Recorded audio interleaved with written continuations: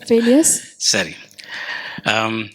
இன்றைய தினம் உங்களுடன் நான் ஒரு கிறிஸ்தவத்திலிருந்து ஒரு சங்கீதத்திலிருந்து ஒரு பாகத்தை உங்களுடன் பகிர்ந்து கொள்ளப் போகிறேன். I would like to talk to you from the book of Psalms.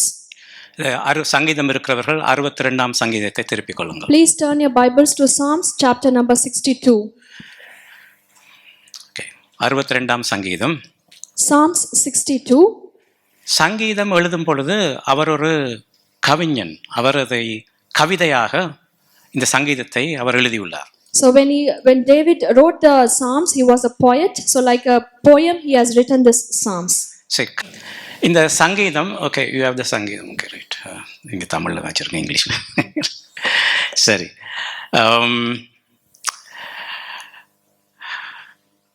இந்த கவிதை நடைக்கு அவர்கள் கொடுத்த பெயர் வந்து கயாசம். The name of this poem is Kayasam. நீங்கள் யோசிக்கலாம், என்னடா புதுசாக வந்து சொல்கிறாரு கயாசம்ன்ட்டு. You might think, what is this new thing called as Kayasam? சரி, பாயாசத்தை நினச்சிக்கொள்ளுங்க, இது பாயாசம் மாதிரி கயாசம். It is like a sweet drink like Kayasam. Okay, இந்த கயாசம்னு சொல்கிற நேரம் இந்த கிரீக் லெட்டர்ஸ் இருக்குது தானே, உயிரெழுத்துக்கள், ரைட்? உயிரெழுத்துக்கள் 22 இருக்கிறது. அதில் யாருக்காவது தெரியுமா கிரீக்கில் முதலாவது letter? So this word Kayasam is a Greek word. And the first letter of the Greek கிரீக்ல முதலாவது லெட்டர். தமிழ்ல உங்களுக்கு தெரியும் உயிரெழுத்துக்கள் ஆனா ஆ. ஓகே, கிரீக்ல முதலாவது எழுத்து என்னன்னு தெரியுமா? பைபிள்ல இருக்குது, நாங்கள் படிச்சிருக்கோம், ஜெபத்தில் பாவிப்போம். என்னண்டா ஆல்ஃபா. இப்போ நாங்கள் பாவிப்போம், அந்த நீர் தான் ஆல்ஃபாவும் ஒமேகாவும். ஆல்ஃபா என்ற என்ன? ஆரம்பம், முதல் எழுத்து. ஒமேகா என்ற என்ன? கடைசி எழுத்து. அப்போ ஆல்ஃபாவும் ஒமேகாவும் கர்த்தரை குறிக்கின்றன. Okay, Alpha is the first letter in Greek and Alpha and Omega, the beginning and the end, represents the Lord. சரி, இப்போ இந்த இடத்துல இடையில ஒரு எழுத்து இருக்கு, அதுக்கு பேர் வந்து கை, CHI, guy. There is one more letter in between which is Kai.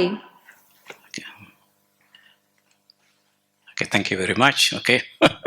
Thank you, we sorted out. Okay, thank you very much. Give them a clap. Okay, right. சரி, இந்த படத்தில் நீங்க பார்த்தீங்கன்னா அலை மோதுகிறது. As you see, the waves are hitting the rock in this picture. சில நேரங்களில் அலை மோதுற நேரம் அது ஒரு பயங்கரமான சத்தம் இருக்கும். அந்த மோதலிலே பல ஒன்று தாக்கி கொண்டிருக்கும். So sometimes we will hear great sound when the waves hit the rock, and there will be so many struggles when it hits. சில வேளை எங்களோட வாழ்க்கையில கூட பல நேரங்களில் அலை மோதும், அடுத்து என்ன செய்யறேன்னு தெரியாம இருக்கும். So sometimes we also face so many waves in our life, and sometimes we do not know what to do. வாழ்க்கையில அலை மோதாத ஆட்கள் இருக்கீங்களா? Is there any person here who has not faced storms in your life? உங்களுக்கு வந்துகிட்டே இருக்கும் தான், அலைகள் மோதிக்கொண்டே இருக்கும். So waves will come one after the other and hit us in our life. இந்த தீமைகள் பல கோணங்களில் வரலாம், மனிதர்களால் வரலாம், இயற்கையால் வரலாம், பல சந்தர்ப்பங்களால் வரலாம், பிசாசினாலும் வரலாம். So through devil or so many other people or with different situations we might face all these struggles in our life. இந்த தோல்விகளால் இந்த உள் பயம் உண்டு வரும் சில பேருக்கு, right? So because of failures we will have fear in our heart. இதை தீர்க்கிறதுக்காக வேண்டி தான் இந்த தாவீது இந்த பாட்டை எழுதியுள்ளார். So in order to solve this, David has written this psalm. ஆகையால் பயத்துக்கும் தோல்விக்குமான பதில்களை இந்த சங்கீதத்தின் மூலம் நாங்கள் படிக்க போகிறோம். In Psalm 62 we are going to find answers for our fear and for our failures. சரி, இதை நாங்கள் பார்க்க போற முதற்கு பேர் தான் இந்த கை, CHI. அந்த லெட்டர் வந்து எக்ஸ் மாதிரி இருக்கும். இந்த XI எக்ஸ் மாதிரி இருக்க கிரீக் லெட்டரை கிரீக்ல சொல்லுவாங்க chi. Okay, chi. The Greek letter which looks like X is pronounced as Kai in Greek. சரி, இந்த வடிவத்தில், இந்த கை வடிவத்தில், எக்ஸ் வடிவத்தில் இந்த சங்கீதத்தை தாவீது இயற்றியிருக்கிறார். So Psalm has written this based on this Kai form. ஆகவே இதை சொல்றோம் நாங்கள் கயாசம். So that is why we call it as Kayasam. நீங்க இதுல பாத்தீங்கன்னா இந்த அவர் ஆரம்பிக்கிறார் ஒரு ஒரு ஒரு நோக்கத்தோட.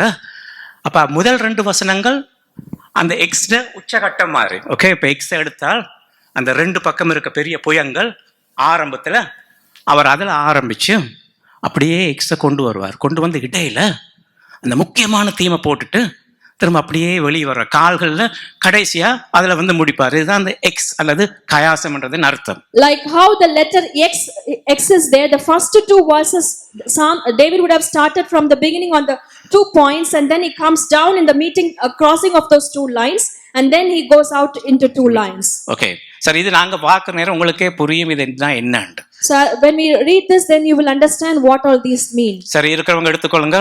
கயாசத்தின் முதல் பகுதி. ஓகே, இந்த எக்ஸ்ல டாப் பார்ட்ல ஆரம்பிக்கிறார் என்றால் முதல் 2 வசனங்கள். Let us read the first 2 verses from Psalm 62. அவர் என்ன சொல்றாரு இந்த இடத்துல? What he says, தேவனையே நோக்கி என் ஆத்துமா அமர்ந்திருக்கிறது, அவரால் என் ரட்சிப்பு வரும். he says, my soul finds rest in God alone, my salvation comes from him. இந்த பழைய ஏற்பாட்டுல ரட்சிப்புன்னு சொல்ற நேரம் அதுல 2 விதமா அதை பாவிக்கிறாங்க. In Old Testament, salvation are 2 different types. ஒன்று எங்களுடைய பாவத்திலிருந்து கழுவப்பட்டு நீதிமானாக்கப்படுறது, அது ரட்சிப்பு. So one way is to cleanse us from our sins and then redeem us from our sins. ஐயோ, பிரச்சனைகளிலிருந்து ஒரு தவிர்க்க முடியாத ஒரு பெரிய ஒரு தீமையிலிருந்து கர்த்தர் எங்களை பாதுகாப்பதும் ரட்சிப்பு என்று கூறப்படுகிறது. In another way, salvation is also a form of protection when the Lord protects us from our bad things. இந்த இடத்துல தாவீது சொல்றது அந்த கஷ்டமான காலங்களிலிருந்து ஆண்டவர் அவர்களை பாதுகாக்கிறதை ரட்சிப்பு என்று தாவீது சொல்லுகிறார். So David calls salvation as the protection that he received from the Lord during his difficult times. இதுல ஒன்றை கவனிச்சுக் கொள்ளுங்க. Listen to this one thing. இந்த பிரச்சனைகள் வரும் பொழுது, அந்த ரட்சிப்பு வரும் பொழுது என்ன சொல்றாரு தாவீது? தேவனையே நோக்கிய ஆத்துமா என்ன செய்கிறதாம்? என்ன செய்கிறது? அமர்ந்திருக்கிறதா? என்ன தமிழ்ல, இங்கிலீஷ்ல என்ன போட்டிருக்கு? My soul finds rest in God alone. Rest. Okay, rest. Waiteth upon God. Rest. சில இடங்கள் சொல்றதுக்கு waiting very silently. Okay, wait silently, அமர்ந்து இருக்கிறது. நிறைய பேருக்கு பிரச்சனை வரணும், அங்கெல்லாம் ஓடுவாங்க. So many times when people face problems, they will run here and there. தலையை போட்டு உடைச்சிக்கொள்வாங்க. They will break their head. அங்க போவாங்க, இங்க போவாங்க, அங்கலாய்த்து திரிவார்கள். ஆனால் அமர்ந்திருக்கிறார்கள் சரியான குறைவுதான். So they will just keep running here and there instead of silently waiting and sitting in the presence of the Lord. நீங்க கேட்கலாம், எங்க பிரச்சனை வரும்பொழுது ஓடுதானே வேணும், ரைட்? பிரச்சனை எங்களை வரட்டுது, நாங்க ஓடத்தானே வேணும், எங்க அமர்ந்து இருக்கிறதுக்கு எங்க அது நேரம் இருக்குன்னு கேட்பீங்க. So when we face struggles in our life, you might think that we have to keep on running. Where is the time to wait silently in the presence of the Lord? தாவீது ஆண்டவர் அறிந்தவன், அவருக்கு கிட்ட இருக்கிறவன், அவருடைய சிநேகிதன் என்று கூறப்படுறவன் என்ன சொல்றான் என்றால், இந்த பிரச்சனைகள் வரும் பொழுது என் ஆத்துமா இந்த ரட்சிப்பு வர காட்டியும் ஆண்டவர்ல அமர்ந்து இருக்கிறது. David, who is very close to Lord, who is a friend of God, he says, whenever you face problem, silently sit and wait in the presence of the Lord. கிறிஸ்தவர்களாகிய நாங்கள் பழகிக்கொள்வோமா தாவீது கிட்ட இருந்து? As Christians, shall we all learn from David? சரி, அவர் என்ன சொல்றார் என்றால், இது கவிதை தானே, பாருங்க எப்படி போடுறாரு. அவர் என்றால் கர்த்தர், அவரே என் கண்மலையும் என் ரட்சிப்பும் என் உயர்ந்த அடைக்கலுமானவர், நான் அதிகமாக அசைக்கப்படுவதில்லை. Second verse says, he alone is my rock and my salvation, he is my fortress, I will never be shaken. அப்ப எங்க இருந்து பதில் வருகிறது? நான் அமர்ந்திருக்க நேரத்துல, பிரச்சனை நேரத்துல நான் அமர்ந்து அவரை நோக்கி இருக்கிறது, எங்க இருந்து பதில் வருகிறது?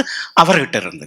Where will I get answer when I silently sit in the presence of the Lord? From the Lord I get answers. நல்லா கவனிச்சுக்கொள்ளுங்க, அவரிடமிருந்து. It is from him, the Lord. ஏனென்றால் அவர்தான் எனக்கு கண்மலை, ரட்சிப்பு, அடைக்கலம் என்று கூறுகிறார். Because he is my rock, my salvation and my fortress, he says. பிரச்சனைகள் வரும் பொழுது நாங்கள் அசைக்கப்படுவோமா? Will we be shaken when we face problems in our life? Now இங்க தமிழ்ல போட்டிருக்கு, நான் அதிகமாக அசைக்கப்படுவதில்லை. In Tamil it says, I will never be more shaken. More shaken or greatly. Okay, right. So அசைக்கப்படுவதற்கும் அதிகமாக அசைக்கப்படுவதற்கும் என்ன வித்தியாசம்? What is the difference between being shaken and being greatly shaken? சில பேருக்கு பிரச்சனை வந்தா உலகமே முடிஞ்ச மாதிரி. So when somebody face problems, the whole world has come to an end for them. ஐயோ, பிரச்சனை இன்றைக்கு வருங்க, நாளைக்கு இன்னொரு வடிவத்தில் வரும். So problem will come in one form today and in another form tomorrow. அதுக்காக நாங்க எல்லாத்தையும் விட்டுட்டு ஓட முடியுமா? Can we run away leaving everything else? No, அதுதான் தாவீது சொல்றேன்டா, இங்க பாருங்க, நானும் அசைக்கப்படுவேன், ஆனால் நான் கர்த்தர் எனக்கு இருக்கிறனால நான் அதிகமாக அசைக்கப்படுவதில்லை. So that is why David says, even I will be shaken, but because Lord is with me, I will not be greatly shaken. கிறிஸ்தவர்களே, உங்களோட அசைவுகள் எப்படி இருக்கு? பிரச்சனைகள் வர நேரம் நீங்களும் அசைக்கப்பட்டு அப்படியே damage ஆகிட்டீங்களா? As Christians, how is your move is? Are you being damaged when you face problems? நாங்க என்ன சொல்றோம்ல, எனக்கும் அசைவு வந்தது, ஆனா கர்த்தர் எனக்கு இருக்கிறனால அதிகமாக நான் அசைக்கப்படுவதில்லை. So what should be said? I also faced problems and I was shaken, but because Lord was with me, I will not be greatly shaken. சரி, இப்போ இது நாங்க சொன்னோம் கயாஸ்டிக் structure. So as we said, this is chiastic structure. இங்க பாருங்க, அசைக்கப்படாமல் இருக்க நாங்க ஆண்டவர் எங்களுக்கு சொல்லும் பொழுது சில காரியங்களை எங்களோட வாழ்க்கையில நாங்கள் செய்ய வேண்டும். So in order to be not to be greatly shaken, when Lord tells us something, we have to follow that in our life. இந்த பிரச்சனைகளை எங்களுக்கு ஆண்டவர் கொடுக்கிறது பாடங்களை கற்பிக்கிறதுக்காக. So these problems are allowed by the Lord in order to teach us some lessons. ஆகவே அந்த பாடங்கள் மூலம் கற்றுக்கொண்டு எங்கள் வாழ்க்கை முறைகளை மாற்றுவது எங்களோட கடமை. So it is our duty and responsibility to learn from those lessons and change in our life. சரி, இங்க பாருங்க, இங்க ஒரு வீடு கட்டி இருக்காங்க. இது வந்து பிலிப்பைன்ஸ் நாட்டுல. Okay, So here there's a house in Philippines. இதே இந்த வீட்டை எப்படி கட்டி இருக்காங்க? Do you know why they have built it like this? இங்க பாருங்க, கீழே அந்த உறுதியான அந்த கம்புகள்லாம் கொடுத்து வீட்டை மேல வச்சிருக்கிறாங்க. So the pillars are on the down and the house is built on the top. ஏன்? Why? என்ன? earthquake இந்த மரத்துல வச்சா மரங்க earthquake இது சரி வராது. ரைட்? why? வேற? வாட்டர், வெள்ளம். இந்த வீடுகள் பக்கத்துல எல்லாம் இருக்கனால அடிக்கடி தண்ணி வரனால சில வீடுகள் நீங்க பாத்துருங்க, தண்ணி வீட்டுக்குள்ள வந்துடும். ஓகே, So as they இப்ப இவங்க face, மேல கட்டி இருக்கனால வெள்ளம் வர்றதை தடுக்கலாம். இதுல as they face flood often, they have built a house on the top so that they can stop the flood water coming into the house. வீட்டுக்குள்ள வெள்ளம் வர்றது ஒரு பெரிய பிரச்சனை தான். அப்ப அதை நாங்க தவிர்க்க என்ன செய்யணும்? வீட்டை கொஞ்சம் உயர்த்தி கட்டணும். So it is true that the flood water can come inside. In order to solve that, we need to lift the house up. எக்கட வாழ்க்கையிலும் வெள்ளங்கள் வந்து பிரச்சனைகள் வார நேரம் ஆண்டவர் ஏதோ கற்பிக்கிறாருண்டா அதுக்கேற்றவண்ண எங்கள் வாழ்க்கையை மாற்றிக்கொள்ள வேண்டியது எங்களோட கடமை. It is our duty and responsibility to change certain things in our life when Lord teaches us through some lessons. Brother, உங்களுக்கு earthquake பற்றி நல்லா தெரியும், ரைட்? இங்க பாத்தீங்கன்னா ஜப்பான்ல எந்த வீட்டை கட்டினாலும் அந்த வீடு அசையாமல் இருக்கிறதுக்கு என்ன செய்வாங்கண்டா, அந்த அஸ்திபாரத்திலிருந்து எல்லாத்தையும் பால் அண்ட் சாக்கெட், அதாவது ஸ்ப்ரிங் மாதிரி தான் செய்திருப்பாங்க. அந்த அது கீழே விழாது. சின்ன earthquakeலாம் வரும், இப்படி அசைஞ்சிட்டு சும்மா இருந்துடும். So in Japan, they used to build the house with foundations with some kind of springs, so that even if it is shaken, it will not come down. இதை சொல்லுவாங்க seismic resistance, or earthquake வந்து தடுத்து கொள்ளலாம். In order to avoid or protect during the earthquake, they call it as seismic resistance, and they build houses like that. இதெல்லாம் ஆண்டவர் எங்களுக்கு கற்பிக்கும் பாடங்களாகும். So these are different lessons that Lord is teaching us. சரி, இப்போ நாங்கள் ரெண்டாவதுக்கு போவோம். இப்போ நாங்கள் படித்து கொண்டிருக்கிறது கயாசம். So now we are learning chiasm. சரி, ரெண்டாவதுல இந்த பாயிண்ட் என்ன செய்யறாருன்னா, முதல்ல ஆரம்பிச்சாரு, எனக்கு பிரச்சனை வந்தாலும் கர்த்தர் இருக்கிறார், நான் அசைக்கப்படுவதில்லை, அவர் கண்மலையெல்லாம் சொல்லிட்டு இப்போ சப்ஜெக்டை மாத்துறாரு. So now after the 2 points on the top, now he has come down and changing the subject. இதுதான் அந்த போயட்ரியில இருக்க beauty. So this is the beauty in the poem. சரி, இப்ப இந்த 3ஆம் வசனத்தையும் 4ஆம் வசனத்தையும் வாசிக்க நேரம் இதுல என்னத்தை பற்றி தாவீது பேசுறாருன்னு கொஞ்சம் யோசித்து பாருங்க. So when we read verse number 3 and 4, let us see what David is coming to tell us. முதலாவது ரெண்டுல என்னத்தை பற்றி பேசினார்? கர்த்தரை பற்றி. ஓகே, கர்த்தர் இருக்கா, நான் பயப்பட மாட்டேன், அசைக்க மாட்டேன், அவர் தான் கண்மலை, எல்லாம் கர்த்தரை பற்றி. 3ஆவதும் 4ஆவதும் வசனத்தில் இந்த கயாஸ்டிக் ஸ்ட்ரக்சர்ல கீழே போர் நிறந்த எக்ஸ்ல என்னத்தை பற்றி பேசுறாருன்னு பாருங்க. So let's see what he comes to say in the chiastic structure when we go down to the cross point in verse number 3 and 4. நீங்கள் எதுவரைக்கும் ஒரு மனுஷனுக்கு தேங்கி செய்ய நினைப்பீர்கள், நீங்கள் அனைவரும் சங்கரிக்கப்படுவீர்கள், சாய்ந்த மதலுக்கும் இடிந்த சுவருக்கும் ஒப்பாவீர்கள், அவனுடைய மேன்மையிலிருந்து அவனை தள்ளும்படிக்கு அவர்கள் ஆலோசனை பண்ணி அபத்தம் பேசுகிறார்கள், தங்கள் வாயினால் ஆசீர்வதித்து தங்கள் உள்ளத்திலேயே சபிக்கிறார்கள். How long will you assault a man? Would all of you throw him down this leaning wall, this tottering fence? They fully intend to topple him from his lofty place. They take delight in lies. With their mouth they bless, but in their hearts they curse. சரி, இத பார்த்தா உங்களுக்கு என்ன ஞாபகம் வருது? கர்த்தரை பற்றி பேசுறாங்களா? So is he talking about Lord in these 2 verses? No, இது யாரை பற்றி பேசுறாங்க? About whom is he speaking? யாரை பற்றி பேசுறாங்க? நீங்கள் அவன் மேன்மேலும் அவனை தள்ளும்புறாங்க, அபத்தம் பேசுறாங்க, வாயினால் ஆசீர்வாத உள்ளத்துல சபை. யாருங்க இதெல்லாம் செய்யறது? Who is doing all of these things? யாரு?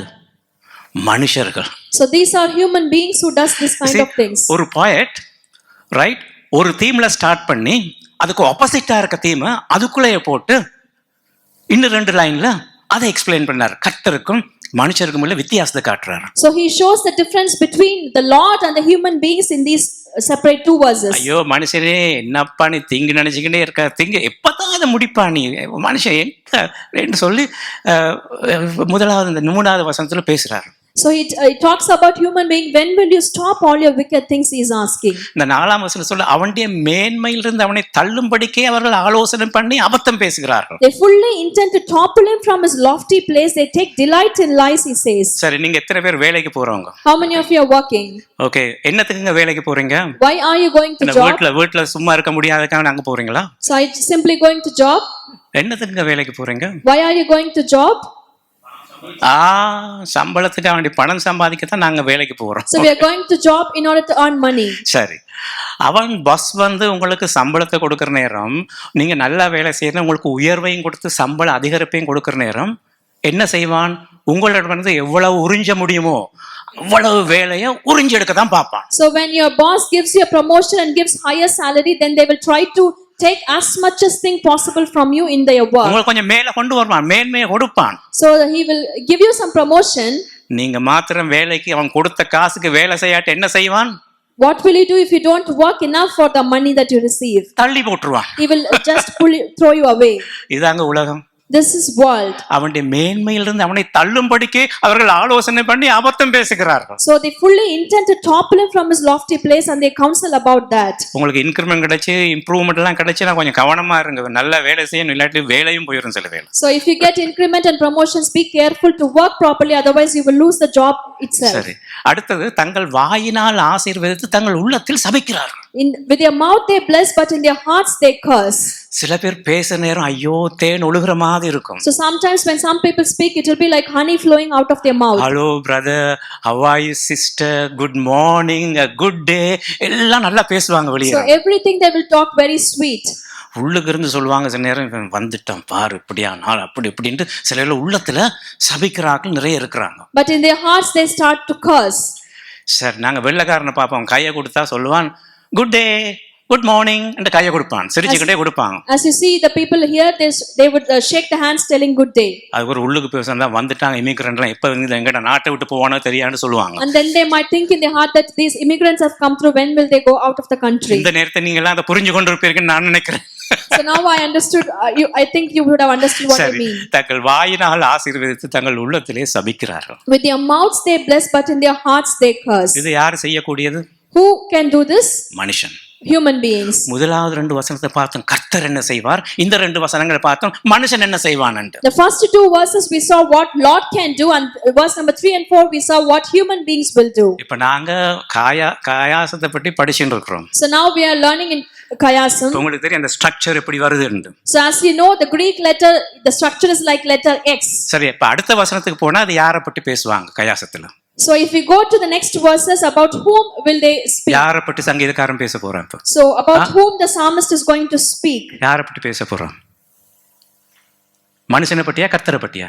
Is it going to be human being or Lord?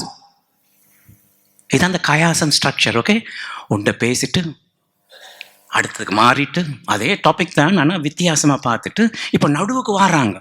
நடுவுக்கு வந்து இந்த மைய கருத்தை போடுற நேரத்தில் எல்லாம் கர்த்தரை பற்றி பேசுகிறாங்க. இதுதான் அந்த கயாசம் structure. So again when he comes to the middle way, when he's going to give his theme of this poem, he's going to talk about again the Lord. சரி, ஆகவே இதில் கொஞ்சம் நடுவில் வந்துட்டோம். இப்போ எக்ஸில் நடுவில் இருக்கிறோம். ஓகே, அப்போ நிறைய பேசுகிறாங்க ஆண்டவரை பற்றி. 4 வசனங்கள் இருக்கிறது. 62ஆம் சங்கீதம் 5 தொடக்கம் 8 வரை. Psalm 62 verse number 5, 6, 7, 8. இந்த ஒரு கவிதை எழுதுற நேரம் என்ன செய்வாங்கன்னா ஒரே காரியத்தை திரும்ப திரும்ப திரும்ப பேசுவாங்க. ரெப்படிஷன் சொல்லுவாங்க. ரைம் பண்ணி அதை ரிப்பீட் பண்ணிக்கிட்டு போனால் இந்த கவிதை அழகா இருக்கும். So in the poem they used to repeat certain things again and again in order to beautify it. சரி, அவங்க என்ன சொல்றாங்கடா? What is it telling? என் ஆத்மாவே தேவனை நோக்கி அமர்ந்திரு, நான் நம்புகிறது அவராலே வரும். Find rest, O my soul, in God alone. My hope comes from him. முதல் 2 வசனங்கள் பார்த்தா அதே இதை திரும்ப தான் சொல்றார். So what we saw in the first 2 verses is repeating it again. ஆத்மாவே அமர்ந்திரு, அவராலே எல்லாம் கூடி வரும். Find rest, O my soul, in God alone. My hope comes from him. 6ஆம் வசனம் அதே ரெப்படிஷன். அவரே என் கண்மலை, என் ரட்சிப்பு, என் உயர்ந்த அடைக்கலம், நான் அசைக்கப்படுவதில்லை. Again the 6th verse is repetition of verse number 2. He alone is my rock and my salvation. He is my fortress, I shall not be shaken. முதல் 2 வசனங்களை பார்த்து தான் திரும்ப ரிப்பீட் பண்ணி எழுதி இருக்கிறார் தானே. So he has repeated the verses again. 1 and 2 is repeated நீங்க in 5 and 6. பாட்டு பாடுற நேரம் பல்லவி பாடுற நேரம் அதை தானே ரிப்பீட் பண்ணிட்டு இருக்கீங்க. So as you also sing, you are repeating the songs and stanzas, isn't it? கவிதையிலும் நிறைய ரெப்படிஷன் இருக்குது. இப்படி கவிதை மாதிரி பல்லவிகளை போட்டு திரும்ப திரும்ப எழுதுற நேரம் ஆக்கள்ட மனதுல பதியும். So when even in the poem the repetitions will come so that it will be imprinted in the hearts of the people. மேலும் சொல்றேன், ரட்சிப்பும் என் மகிமையும் தேவனிடத்தில் இருக்கிறது, பெலனான் என் கண்மலையும் என் அடைக்கலமும் தேவனுக்குள் இருக்கிறது. My salvation and my honor depend on God. He is my mighty rock, my refuge. இங்க பாருங்க, நீங்க இருக்கிறதும் இல்லாம போறதும் ஆண்டவருடைய கையிலும் இருக்கிறது. So it is in the hands of the Lord that you exist or do not exist. அவர் கிருபையாக உங்கள் ப்ராப்ளம் எல்லாத்தையும் தீர்ப்பார். So by through grace he will solve all your problems. அதுதான் அவருடைய கையில், அவருக்குள் இருக்கிறது. So that is why everything is in his hands. அப்ப இந்த ரட்சிப்பு, இந்த மகிமை, இந்த பெலன், அடைக்கலம் எல்லாம் எங்க இருக்கிறது? தேவனுக்குள் இருக்கிறது. In God is my salvation and my protection, my glory, everything. Janangale, People of God, ஆகவே எக்காலத்திலும் அவரை நம்புங்கள், அவர் சமூகத்தில் உங்கள் இருதயத்தை ஊற்றி விடுங்கள். தேவன் நமக்கு அடைக்கலமாய் இருக்கிறார். so trust in him at all times, O people. Pour out your hearts to him, for God is our refuge. இதில் நடுவில் நீங்க யோசிக்கலாம், என்னடா சேலான்னு பிரக்கெட்டுக்குள்ள போட்டுருக்கின்ற. So you could think, what is this Selah everywhere? இந்த சேலா சங்கீதத்துல இது ஒரு சங்கீதக்காரன் எழுதிட்டு அதை பாட்டு பாடுறவங்களுக்கு மியூசிஷியன் கொடுத்துருவாங்க. இதுக்கு ஒரு நல்ல ஒரு டியூனை போட்டு நாங்கள் சபையில பாடுவோம் உண்டு. அப்ப என்ன செய்வாங்கன்னா, திடீர்னு ஒரு டியூன்ல போயின்னு இருக்கும், இது கொஞ்சம் பிச்சை மாத்தியோ ஏதோ கொஞ்சம் ஒரு சேஞ்ச் ஒன்று இருக்கும். அதுக்கு மியூசிக்கல் நோட் தான் ஹிப்ரூல சேலா. So Selah is nothing but a musical note in Hebrew in order to change some tunes when the poet writes the poem like சில நேரம் this. பார்த்தீங்க, பெரிய கண்டக்டர்லாம் இருக்க நேரம் திடீர்னு இந்த இதை மாத்திடுவாங்க சில நேரம். அப்ப அவர் ஆர்டர் பண்ற மாதிரி தான் இந்த சங்கீதக்காரன் சொல்லுங்க, இந்த இடத்துல மாத்து சேலா. So that likewise, like how the conductors used to change, the psalmist also says to change that musical note at this place. 8ஆம் வசனத்தை சொல்லாருண்டா, பிரச்சனைகள் ஆண்டவருக்குள்ள உங்களுக்கு தீர்மானம் இருந்தாலும் நீங்க செய்ய வேண்டியது ஒன்றும் இருக்கிறது. So in verse number 8 he says, even though Lord is going to solve all the problems, there is one thing that you have to do. நாங்க என்ன செய்யண்டா, அவர் சமூகத்தில் உங்கள் இருதயத்தை ஊற்றி விடுங்கள். Pour out your hearts to him in his presence. என்னங்க இதயத்தை எப்படிங்க ஊற்றுறது? How can we pour out our hearts? சில பேருக்கு இதயத்தை ஊற்றுறது சொல்லி கொடுக்க தேவையில்லை. So some people, we need not teach them how to pour out their hearts. பிரச்சனை வந்தா ஒப்பாரி வைப்பாங்க. So when they face problems, they will start கண்ணுல crying. நல்ல கண்ணீர் வந்துரும். They will keep on crying. இது வெளியால அவங்களோட இமோஷனை காட்டுறாங்களே ஒழிய இதயத்தை ஊற்றவில்லை. So it is just the emotion that is shown outside through the tears. It is not the pouring out of your heart. இதயத்தை ஊற்றண்டா அமர்ந்திருந்து ஆண்டவருடைய சமூகத்துல அவரோடு நாங்கள் பேசுறதுதான் இதயத்தை ஊற்றுறதுன்ற அர்த்தம். Pouring out your heart to the Lord means that sitting quietly in the presence of the Lord and sharing things to the Lord and listen back from him. அழுது புலம்புங்க, அது மனுஷனா பிறந்து அழுது புலம்புவாங்க தான், அது இதயத்தை ஊற்றுவது அல்ல. So it is okay to cry and worry, but it is not that is not the pouring out of heart. இதயத்தை ஊற்றுறண்டா நானும் ஆண்டவரும். So pouring out heart means me and the Lord. நான் அமைதலா இருந்து அவரோட பேசி எந்த இதயத்தில் இருக்கலாம் அவருக்கு முன்னாக போடுறது. So I have to sit quietly and talk to the Lord about things in my heart. சரி, ஆகவே உங்களுக்கு நான் சண்டே ஸ்கூல்ல ஒரு எக்ஸசைஸ் கொடுக்கிற மாதிரி உங்களுக்கு கொடுக்க போறேன். I'm going to give you an exercise. சரி, இதயம் எங்க இருக்குது? நான் என்ன செய்யணும்? என் இதயத்தை ஆண்டவர்கிட்ட என்ன செய்யணும்? ஊற்றி விடணும். கையை பாருங்க, ஓகே, சும்மா இப்படி செய்யாதீங்க. என் இதயத்தை ஆண்டவருக்கு முன்பாக நான் என்ன செய்யணும்? ஊற்றி விடணும். சொல்லுங்க பாப்பா என்னோட சேர்ந்து. என் இதயத்தை ஆண்டவருக்கு முன்பாக ஊற்றி விடணும். So we have to pour out our hearts. அடுத்த முறை ஜெபம் பண்ணணும்னு யோசித்துக்கலங்க. இது என்னடா இவர் சொல்லிட்டு போனார்? ஓகே, என் இதயத்தை ஆண்டவருக்கு முன்பாக ஊற்றுறது சங்கீதக்காரன் செய்தது, நாங்கள் கிறிஸ்டியன்ஸும் தனிப்பட்ட முறையில் நாங்கள் செய்ய வேண்டும் என்று ஆண்டவர் எதிர்பார்க்கிறார். So Lord is also expecting that we pour out our hearts in his presence like the psalmist David. இதுக்கு தியாலஜில ஒரு பேர் வச்சிருக்காங்க. There is a name in theology for this. சரி, முதல்ல ஆங்கிலத்தில் சொல்லிட்டு தமிழ்ல போறேன். சொன்னா biblical self talk. It is called as biblical self talk. Self talk, okay. தமிழ்ல ஒரு சத்தியத்தின் ஒரு உள்ளுணர்வு, ஆண்டவரோட உள்ளுணர்வாக இருந்து சத்தியத்தின்படி பைபிள்ல என்னென்ன பிரின்சிபல்ஸ், என்னென்ன காரியங்கள் கூறப்பட்டிருக்கு அதன்படி என்ற உள்ளுணர்வுலேருந்து ஆண்டவரோட நான் பேசுறத பிப்ளிக்கல் செல்ஃப் டாக் அல்லது சத்தியத்தின் உள்ளுணர்வு என்று கூறப்படுகிறது. So speaking to the Lord and speaking whatever we have in our heart is a biblical self talk to the Lord. நீங்க இதுவரை இப்படிலாம் செய்ய பழகிக்கொள்ளுங்க. So if you have not done this so far, practice this in your life. இப்படிலாம் செய்தனால தான் தாவீது இவ்வளவு சங்கீதங்களை எழுதி இருக்கிறார். So because he did these many things, David was able to write these many psalms. நாங்கள் பிரச்சனைகள் வரும்பொழுது உட்கார்ந்து அழுது ஜெபம் பண்றது மாத்திரமல்ல. So not only it is enough to sit and cry when we face the problems. இந்த பிரச்சனை ஏன் வந்தது? Why does this problem has come? இந்த பிரச்சனைக்கு முடிவுக்கான பைபிள் என்ன சொல்லுகிறது? So what does the Bible says about this ஆண்டவர் problem? என்ன சொல்லுகிறார்? What does the Lord says about this problem? உட்கார்ந்து நாங்க ஆண்டவரோட பேசணும். We have to sit in the presence of the Lord and talk to him. இதயத்தை ஊற்றணும். We have to pour out our heart to the Lord. biblical self talk செய்யணும். We have to do that biblical self talk in our prayer time. இதை செய்யாம ஆண்டவருடைய உதவியை நாங்கள் எதிர்பார்த்து நின்றால் அடுத்த முறை பிரச்சனை எல்லாம் வர நேரம் என்ன செய்யறேன் அந்த நேரமும் நாங்க தவிச்சுக்கொண்டு தான் இருப்போம். ஒரு நாளும் ஒரு முன்னேற்றம் இருக்காது. If we don't do this, if we don't pour out our heart to the Lord, then next time when we face problems, we will be again thinking what to do. ஆகவே தான் என்னது இதயத்தை ஊற்றி விடுங்கள். Okay, right. So that is why pour out your heart to the Lord. சரி, இப்போ உங்களுக்கு இந்த கயாசம் ஸ்ட்ரக்சர்லாம் தெரியும். முதல்ல ஆண்டவர் எப்படி செய்வார்னு பார்த்தோம், மனுஷன் எப்படிப்பட்டவன்னு பார்த்தோம், இடையில நடுவில் அந்த தீம் ஊற்றுறது ஆண்டவர் எப்படி பார்த்தோம். இப்போ அடுத்தது என்னதான் இருக்க போகுது? So what is in the Kayasam structure? First we saw about the Lord and then about human beings, then the center theme, and then what all next? about Lord, then what is the next? அடுத்தது என்னதான் இருக்கும்? யாரை பற்றி பேச போறார் சங்கீதக்காரன்? சொல்லுங்க, பயப்படாம. கயாசம் எப்படியோ அந்த ஸ்ட்ரக்சர் ஒன்று இருக்குதானே, ஆண்டவரில் ஆரம்பித்து மனுஷனில் கொண்டு வந்து திரும்ப ஆண்டவருக்குள்ளே போட்டு திரும்ப மனுஷனுக்கு. இப்போ உங்களுக்கு கயாசம்னா என்ன புரியுதானே? இந்த கயாஸ்டிக் ஸ்ட்ரக்சர், ரைட்? இந்த எக்ஸ் வடிவத்தில் இந்த சங்கீதக்காரன் எழுதிக்கிட்டு போகிற நேரத்தில் அடுத்தது மனுஷனை பற்றி பேச போகிறாரு. So next is again going to talk about the human beings now. சரி, ஓகே. 62ஆம் சங்கீதம் 9ஆம் 10ஆம் வசனங்கள். Psalm 62 verse number 9 and 10. நான் சொன்னது அவ்வளோத்தையும் மார்க் பண்ணி நீங்கள் திரும்ப வீட்டில் போயிட்டு இந்த கயாஸ்டிக் ஸ்ட்ரக்சரை நீங்கள் தனிமையில் இருந்து அமைதலாக இதயத்தை ஊற்றி ஆண்டவருடன் பேசி பாருங்க. So pour out your heart to the Lord and meditate based on this Kayasam structure. சரி, இந்த 9ஆம் 10ஆம் வசனம் இப்படி கூறியதெல்லாம் ஆல் அபவுட் மேன். ஓகே, மனுஷனை பற்றி. So now verse number 9 and 10 is going to talk again about human being. கீழ் மக்கள் மாயையும் மேன்மக்கள் பொய்யுமாமே, தராசிலே வைக்கப்பட்டால் அவர்கள் எல்லாரும் மாயிலும் லேசானவர்கள். கொடுமையை நம்பாதிருங்கள், கொள்ளையினால் பெருமை பாராட்டுதிருங்கள், ஐசுவரியம் விருத்தியானால் இதயத்தை அதன் மேல் வைக்காதேங்கள். Low born men are but a breath, the high born are but a lie. If weighed on a balance, they are nothing. Together they are only a breath. Do not trust in extortion or take pride in stolen goods. Though your riches increase, do not set your heart on them. கொஞ்சம் யோசித்து பாருங்க, இந்த உலகத்துல மக்களை இந்த உலகம் எப்படி பிரிக்கிறது என்று.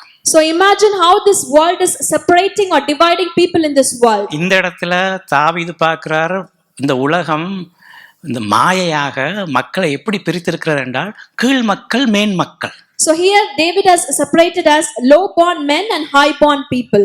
ஆண்டவர் எங்களை படைக்க நேரம் 2 விதமா தான் படைச்சாரு. அதுதான் ஒரே ஒரு பிரிவு, ஆண்கள் பெண்கள். So there is only one division, one is man and other one is woman when God created. ஆனா உலகத்துக்கு பிரிவுக்கோ ஒரு எல்லை இல்லை. But there is no limit to all the divisions within this world. இருக்கிறவன் இல்லாதவன். So whoever is rich and poor, படித்தவன் படிக்காதவன், educated and uneducated. ஐயோ, நிறைய பிரிவுகள் இருக்குங்க. There are so many divisions for human beings in this world. அது காணாதுன்னு ஜாதின்னு கொஞ்சம் வச்சுக்கணும். Now we also have caste on this. Anyway, நாங்க கிறிஸ்டியன்ஸ் ஜாதி பார்க்கற இல்ல தானே. So as Christians we do not see caste. பார்க்கற இல்ல தானே, நாங்க பார்க்கறதே இல்ல நாங்க. ஓகே ஓகே, சரி. இந்த கல்யாணம் வந்தா கூட நாங்க பார்க்க மாட்டோம் So Christian. even if we get married we will not see the caste. Okay, அப்படியே வச்சுக்கொள்ளுங்க. Okay, So keep it like that. Okay.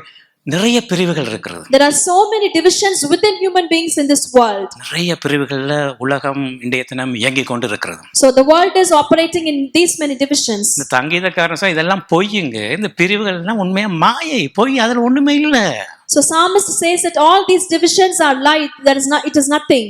இந்தியாவில் இலங்கையிலிருந்து வந்தவங்களுக்கு தெரியும் எங்களுடைய நாடுகள் எப்படி பிரித்து வச்சிருக்கிறது என்று. So we who has come from India and Sri Lanka, we know how the country has divided us. அதுக்கு சொல்ல தேவையில்லை, அங்க இருக்க பிரிவுகளுக்கு முடிவே இல்லை. There is no limit to all these divisions back in our nations. சரி, இங்கிலாந்துல பிரிவுகள் இருக்கிறதா?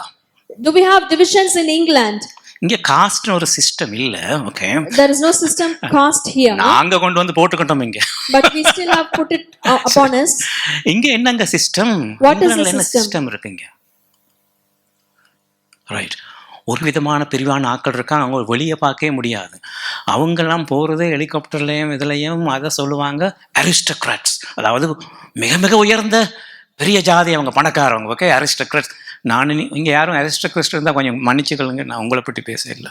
So there are so many divisions, like there are rich people whom we cannot even see, like who are called as aristocrats. Okay, அதுக்கு பிறகு இங்கே இருக்க ஆக்களை அவங்க இந்த காசின் அடிப்படையில் upper class, middle class, lower class என்று இங்கே பிரிச்சிருக்கிறாங்க. So based on the money that we have, they have divided people into upper class, middle class and lower class.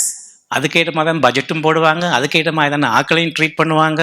Okay, right, is Appar கிளாஸ்ன்னு சொன்னால் அவர் கொஞ்சம் ஒரு கட் அபவ், ஓகே, அவருடைய வேலைகள், உத்தியோகங்கள், இருக்கிற இடங்கள், அவர் ஓட்டுற கார்கள், இவங்கெல்லாம் upper class. Okay, So people are treated based on if they are from upper class or middle class or lower class.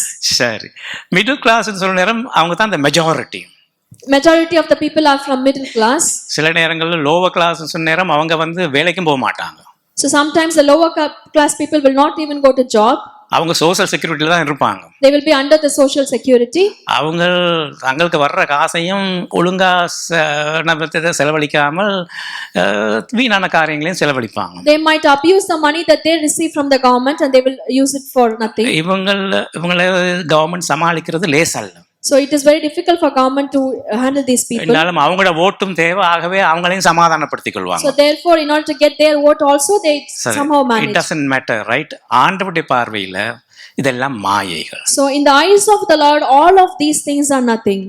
Okay, அப்ப நாங்க என்ன செய்யணும் என்றால், இந்த மாதிரி கொடுமைகள், அதாவது இந்த டிவிஷன்ஸ், இதுகளை நம்பாதீங்க. So do not believe in these kind of divisions. ஏன் நம்பாதீங்க என்றால், ஆண்டவர் எங்களை படைக்கும் பொழுது அவருடைய சாயலில் எங்களை படைத்தார். So why you should not believe in this? Because Lord created in His likeness when He created us. அப்ப நாங்க அவருடைய சாயலில் இருக்க நேரம் கீழானாக்களா? If we are in His likeness, are we low born? நாங்க மேலானாக்களா? Are we high born? No, நாங்க அவரை போன்றவர்கள். So we are just like the Lord. அவர் யோசிக்கிற மாதிரி யோசிக்கிறார்கள். We have to think like how He thinks. So இதுதான் முக்கியம். This is what is important. ஆகவே நாங்க என்ன செய்ய வேண்டாம், நாங்கள் இந்த இதுகளை நம்ப மாட்டோம், இந்த கொள்ளையினால் பெருமை பாராட்ட மாட்டோம். Also we should not take pride in the stolen goods. நாங்கள் இப்படி இருக்க நேரத்துல பொய் சொல்லி சம்பாதிப்போமா? Will we earn money by telling lies? Government கிட்டையும் சோஷியல் செக்யூரிட்டி கிட்டையும் இமிகிரேஷன் கிட்டையும் பொய் சொல்லுவோமா? Will we lie to government and immigration and social security people? Okay, right. நாங்கள் பொய் பேச வேண்டாம், நாங்கள் அவருடைய சாயலில் படைக்க அவரை மாதிரி யோசிப்போம். So because we are in His likeness, we should think up like Him and we should not lie in any matter. இந்த ஐஸ்வர்யம் இருக்குதானே, ஐஸ்வர்யம் விருத்தியானால் அது இதயத்தை அதன் மேல் வைக்காதீங்க என்று தாவீது எங்களுக்கு அட்வைஸ் பண்றார். So David is advising us, when your riches increase, when you grow rich, do not set your heart on them. சரி, ஐஸ்வர்யம் நல்லதா கூடாதா? So having money is good or bad? யாருக்குங்க விருப்பம் இல்லை? நல்ல காரும் வீடும் இருந்து காசு, பேங்க் நிறைய காசு இருந்தா யாருக்கு விருப்பம் இல்லை? எல்லாருக்கும் ஐஸ்வர்யத்து மேல விருப்பம் இருக்குதான். So all of us desire for the richness and more money. அப்படியே ஆண்டவர் உங்களை வைப்பாராக. May the Lord keep you like that, blessed. சரி, ஆனால் அதுக்கு ஒரு முடிவில்லை. But there is no limit to it. Okay, அது ஒரு தீராத ஒரு வியாதி மாதிரி. அதுக்குள்ள போனோம்டா, அந்த ஆசை வந்துச்சுண்டா அது எங்களை விடாது, அது அப்படியே எங்களை ஒரு டிஃபரெண்டா மாத்திரும். So if we start to desire and keep our heart on the richness, then it will not leave us. We keep on desiring for more and more. இங்க பாருங்க, இன்றைய தினம் நித்திரை வராமல், தூக்கம் வராமல் கஷ்டப்படுற ஆட்கள் யாருன்றால் பணம் இல்லாதவர்கள் அல்ல, இந்த கூட பணம் வச்சிருக்காங்க தானே, அவங்களுக்கு தான் உண்மையா தூக்கம் வராது. So people who have lot of money is the one who are really struggling to get sleep at their night. அந்த கூட காசோட ப்ராப்ளமும் சேர்ந்து தான் வரும். So along with that so much of money, problems will also come along with it. அவருடைய வாழ்க்கை முறைகள் மாறும். There will be changes in their lifestyle. அவர்கள் okay, they live in a different world.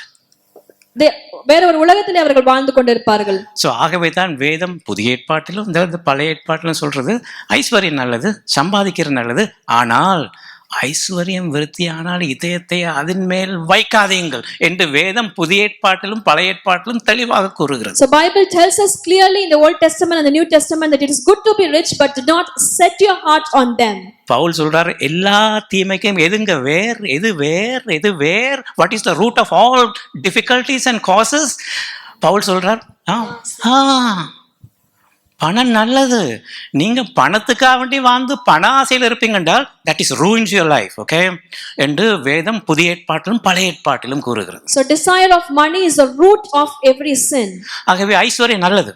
Riches is good. ஆண்டவர் கொடுத்தா எடுத்துக்கோங்க. So if Lord is giving you, then அதுல take பிழை it. இல்லை. There is nothing wrong in it. கஷ்டப்பட்டு சம்பாதிங்க. பணம் சம்பாதிக்கிறது நல்ல முறையில் சம்பாதிக்கிறது நல்லது. Work hard and earn the money in the right way. அதை சரியான விதத்தில் செலவழிக்க வேண்டும். So also you have to spend it in the right way. சரியான விதத்தில் சேமிக்க வேண்டும். You have to save it in the right way. பணத்தை நீங்கள் கண்ட்ரோல் பண்ணுங்கள், பணம் உங்களை கண்ட்ரோல் பண்ண விடாதீங்க. So you control the money, do not let money to control over you. அதுதான் இங்க சொல்லுது, ஐஸ்வர்யம் விருத்தியானால் இதயத்தை அதன் மேல் வைக்காதேங்க. So that is why the Lord says here, do not set your heart on the riches when it increases எல்லா in you. தீமைக்கும் பண ஆசைதான் வேறா இருக்கிறது. Desire of the money is the root cause of every sin. யாருக்குங்க முடியும் போதும் என்கிற மனப்பான்மை அதுதான் தேவை என்று வேதம் சொல்லுகிறது. So Bible tells us that we should have a comfort, we should have a contented heart. So that is what Bible teaches us. So இது கஷ்டம் என்றாலும் கிறிஸ்தவர்கள் இதில் வளர வேண்டியது மிக முக்கியமான காரியமா. So even though it is difficult, as Christians we have to grow in this matter. See, இந்த சங்கீதத்துல சங்கீதக்காரன் ஆண்டவரை பற்றியும் உலகத்தை பற்றியும் உலக மக்களை பற்றியும் எப்படி பிரிச்சு பிரிச்சு பேசுறான்னு கவனிச்சு பாருங்க. So see how psalmist is separating Lord and human beings, and then he writes this poem. சரி, இப்ப 10 வசனத்துக்கு வந்துட்டு 2 வசனம் தான் இருக்குது. So we are in verse number 10, we have 2 more verses. இப்போ உங்களுக்கு கயாசம்னா என்னன்னு பிடிச்சிருக்கும் நான் நினைக்கிறேன். I hope that you understood what kayasam is. சரி, அடுத்த 2 வசனத்துல யாரை பற்றி பேச போறார்? In the next 2 verses, about whom is he going to speak about? யாரை பற்றி பேச போறார் தான்? கயாசம் ஸ்ட்ரக்சரா? Yes lord. ஓகே, இப்போ உங்களுக்கு காயாசம் பாயாசம் மாதிரி ஈஸியா உணர்ந்து கொண்டீங்க தானே. So he talks about Lord human being. So finally we are in the stage where சரி, இப்போ last 2 verses all about Lord. Okay, கர்த்தரை பற்றி நாங்கள் பார்க்க போறோம். So finally the 2 verses are about the Lord. Okay, இந்த இடத்துல 11ஆம் 12ஆம் வசனங்கள் இப்படியாக பேசப்படுகிறது. Verse number 11 and 12 speaks like this. தேவனுக்கு என்ன மனுஷனை விட்டுட்டாங்க இப்போ, ரைட்? கடைசி see how beautifully இந்த எக்ஸ் ஸ்ட்ரக்சர் ஃபார்ம் பண்ணி கடைசியில் ஆரம்பிச்ச மாதிரி கர்த்தர்ல வந்து முடிக்கிறார். So like how the structure of X, he finally finishes with Lord. தேவன் ஒரு தரம் விளம்பினார், 2 தரம் கேட்டிருக்கிறேன், வல்லமை தேவனுடையது என்பதே. One thing God has spoken, 2 things have I heard, that you, O God, are strong. கிருபையும் உம்முடையது ஆண்டவரே, தேவரீர் அவனவன் செய்கைக்கு தக்கதாக பலன் அளிக்கிறீர். And that you, O Lord, are loving, surely you will reward each person according to what he has done. ஜெபம் பண்ண வேண்டியது, அவரை நாட வேண்டியது எங்கட கடமை. It is our duty to pray and to seek the Lord's help. எல்லாம் அவருக்குள் இருக்கிறது, அவர் தான் கிருபையாக உதவி அளிக்கிறார். Everything is in the Lord, and by his grace he is helping us. ஆனா எப்படி உதவளிக்கிறார் என்று சங்கீதக்காரன் முடிக்கிறார் என்றால், அவனவன் செய்கைக்கு தக்கதாக அவர் பலனளிக்கிறார். So how is the psalmist ending here? Surely Lord will reward each person according to what he has done. ஆண்டவர் சொல்றது ஒன்றை நாங்க கேட்காம, அவர் படி சொல்றதெல்லாம் செய்யாம, எங்கட மனதை ஊற்றாமல், அவரோடு பேசாமல், அவருக்கு செவி கொடுக்காமல் இருக்கும் பொழுது எப்படிங்க அவர் உங்களுக்கு உதவி செய்ய முடியும்? So if we don't speak to the Lord and listen and do things whatever he has commanded us, and if we don't pour our heart to him, how can the Lord help us?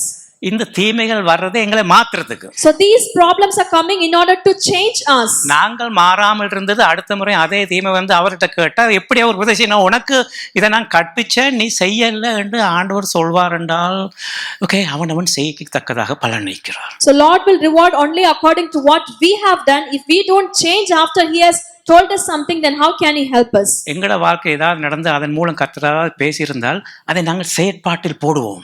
So if Lord has spoken to us in our life, let us put it into action in our life. ஆண்டவர் கிருபையால் அவர் கொடுப்பார். So he will give us by his grace. நாங்களும் கொஞ்சம் அவர் சொன்னபடி செய்யணும் தானே. So we should also do according to what he has commanded us. இங்க பாருங்க, எங்கட ஆண்டவர் கொடுக்கறானவர் எப்படி கொடுக்கறாருன்னு கவனிங்க. So listen carefully, how does the Lord gives us? இந்த 11ஆம் வசனம். Verse number 11. தேவன் ஒரு தரம் விளம்பினார். God has spoken once. சில பேர் சொல்லுவாங்க, நான் சொன்னா ஒரு சொல் தான், ஓகே, only one word என்று சொல்லுவாங்க. So some people used to say, if I tell one word, it is just one பேச்ச word. மாத்த மாட்டேன் நான். I will not change my word, they might எங்கள் say. ஆண்டவரும் அதே மாதிரி தான். So our Lord is also like that. அவர் சொன்னதுதான், பேச்ச மாத்த மாட்டார். தேவன் ஒரு தரம் விளம்பினதுதான். So what he has spoken once is spoken forever. There is no change in that. God has spoken once. அவர் ஒரு தரம் சொல்லிட்டு போக எந்த வாழ்க்கையில நான் ரெண்டு தரம் அதே இதை என் வாழ்க்கையில நான் கேட்டிருக்கிறேன். So he has spoken once, but I have heard that twice in my life. எத்தனை பேர் ஆண்டவருடைய கிருபையாக வழி நடத்ததன் மூலம் ஒரு தரம் மாத்திரமல்ல, ஒரு தரம் ஆண்டவர் சொல்லிட்டு போயிட்டார், ஓகே, 2 முறை 3 முறை 4 முறை 5 முறை தொடர்ந்து எங்களோட வாழ்க்கையிலே பல காரியங்கள் ஆண்டவர் எங்கள் வாழ்க்கையை செய்ய நாங்கள் கண்டிருக்கிறீர்கள். So how many of you have experienced that Lord not just once, twice and thrice and many times speaking to you? இதுதான் அந்த கிறிஸ்தவ வாழ்க்கையானது. This is Christian life. ஆண்டவர் ஒரு முறை சொன்னதை 2 முறை செய்வாரா? Whatever Lord has spoken once, will he do it twice? சரி, நான் ஒரு படத்தை போட்டு உங்ககிட்ட கேட்கிறேன், இது என்ன படம்ன்ட்டு. So I'm showing you a picture. What does this picture represent? இது என்ன மாதிரி இருக்குது, என்ன படம் இது? யாராவது சொல்லுங்க பாப்போம். கடல் பிரியுது, ஜனங்கள்லாம் போறாங்க, அங்க ஒருத்தர் நிக்கிறாரு கம்ப வச்சுக்கிட்டு. சரி, இது என்ன இது? செங்கடலை பிளந்து ஜனங்களை வழி, இது லேசான காரியமா? So is this an easy thing? Dividing the Red Sea and bringing out the கடந்து ஜனங்களை கொண்டு போறது லேசான காரியம். மோசே சொன்னா உன்னை கொண்டு போவேன், கொண்டு போனார். அவர் விளம்பிதான் ஒரு முறை சொன்னா செய்வார் அவர். So if Lord has spoken once, he will definitely do it. சரி, இப்ப பெரிய கேள்வி என்னடா, இதே மாதிரி இந்த அதிசயத்தை, இந்த பெரிய அதிசயத்தை இன்னொரு முறை ஆண்டவர் செய்ய முடியுமா? Can the Lord perform the same miracle once again? எங்க செய்திருக்கிறார்? எக்ஸாம்பிள் ஒன்று சொல்லுங்க பாப்போம். இல்ல, அது ஆண்டவர் நடந்தது, எங்களுக்கு செய்த உதவிகள். இதே மாதிரி ஜனங்களை யோர்தானையும் பிளந்தார் தானே. செங்கடலை பிளந்த கடவுள் யோர்தானையும் பிளந்தார். இது மோசையை கொண்டு அடுத்தது யோசுவாவை கொண்டு வந்து, the same Lord who divided the Red Sea has once again divided the Jordan River. நான் இப்ப கிட்டத்துல போயிட்டு வந்தேன் அந்த யோர்தான் நதிக்கு. I went to near to the Jordan River. எங்க யோர்தான் நதியை பிளந்து போனாரோ அந்த இடத்துக்கு நான் போயிட்டு வந்தேன். I have went to that place where the Jordan River was divided. அவங்க அந்த சென்ற காலத்துல அந்த யோர்தான் நதி வெள்ளம் பெருக்கெடுத்திருக்க காலத்துல கிட்டத்தட்ட கிராஸ் பண்றதுக்கு 1.7 miles நடக்கணுமாம். So they have to walk 1.7 miles in order to cross that river. இப்ப அந்த ரிவர்ல அதையும் டைவர்ட் பண்ணி இப்ப சின்னதா இருக்கு. So now the river is very small. அப்ப அது இட்ஸ் a big thing. இவ்வளவு ஜனங்களையும் இந்த நதியை பிளந்து ஆண்டவர் கூட்டிட்டு போறாண்டா. ஒரு முறை சொன்னார், நான் 2 முறை பார்த்துட்டேங்க என்று இஸ்ரவேல் ஜனங்கள் சொல்லுவாங்க. So Israel people are telling that Lord has spoken once, but we have seen twice in Red Sea and in the Jordan River incidents. இதே கடவுள் தான் எங்களுக்கும் வாக்களிக்கிறார். So the same Lord is promising us also even today. இதே கடவுள் தான் எங்களுடன் இருக்கிறார். So the same Lord is with us even today and now. ஒரு முறை வளம்பினார், Once he has spoken, பல முறை உங்களுக்கும் செய்வார். many times he will do it for you. சரி, நான் கடைசியாக முடிக்க போகிறேன். I'm going to finish finally. சரி, இந்த படிச்ச பாடங்களை ஜெபமாக 8 ஜெபங்களாக இதை நான் போட்டிருக்கிறேன். So whatever we have learned, I have kept it as 8 prayer points. தேவனை நோக்கி நாத்தமா அமர்ந்திருக்கிறது. ஆண்டவரே, இந்த அமர்ந்திருந்து உங்களுடைய ரட்சிப்பை காண எனக்கு உதவி செய்யும் ஆண்டவரே. Oh Lord, help me to sit silently, wait on you and to see the salvation. ஆண்டவரே, நீர் எனக்கு ரட்சிப்புமானவர், அடைக்கலமானவர். அசைவுகள் வரும் ஆண்டவரே, ஆனால் அதிகமாக அசைக்கப்படுவதில்லை. இதுக்கு ஹெல்ப் பண்ணும் ஆண்டவரே. Oh Lord, please help me because you are my rock, my salvation. I will not be greatly shaken. ஆகவே ஆண்டவரே, திரும்பவுமாக இந்த அமர்ந்து இருக்கிற நான் என்ன ஆண்டவரே, உம்மோடு பேசத்தக்கதாக எனக்கு உதவி செய்யும் ஆண்டவரே. Lord, what does this mean that silently waiting on you? Help me to speak to you. எல்லாம் உமக்குள்ள இருக்கிறது ஆண்டவரே. என் ரட்சிப்பு, என் மகிமை, என் கண்மலை எல்லாம் உமக்குள்ள இருக்கிறது ஆண்டவரே. Because everything is in you, Lord, my rock, my salvation, my fortress. ஆண்டவரே, இன்றைய தினம் பார்த்த அந்த பிப்ளிக்கல் டாக், ஆண்டவரே, ஜனங்கள் உங்கள் சமூகத்தில் எந்த இதயத்தை நமக்கு ஊற்றிவிட நாள்தோறும் எனக்கு உதவி செய்யும் ஆண்டவரே. Oh Lord, help me to pour out my heart in your presence every day, Lord. அந்த மனுஷனை நான் நம்ப மாட்டேன். அவன் கீழ் மக்கள் என்றான், மேல் மக்கள் என்றான், பிரிச்சு பார்க்கறான். அவனை நம்பினா எல்லாம் மாயை ஆண்டவர். Lord, I will not believe in human beings. They are dividing us low born and high born. Everything is vanity. ஆண்டவர், நீர் ஒரு தரம் சொல்லி பல முறை எனக்கு செய்கிற ஆண்டவர் ஆண்டவரே, உண்மையை நம்புகிறேன். Lord, you speak once and do many times for me. I truly believe in you, Lord. கிருபையும் உம்முடையது ஆண்டவரே. தேவர் அவனவன் செய்யத்தக்கதா பதிலளிக்கிறாகவே என்னையும் நான் சோதித்து ஆராய்ந்து பார்க்க எனக்கு உதவி செய்தரலும் ஆண்டவரே. Oh Lord, you are the one who rewards every person according to what he has done. Help me to examine myself and do what you command me. God bless you all. May the Lord bless you. Amen.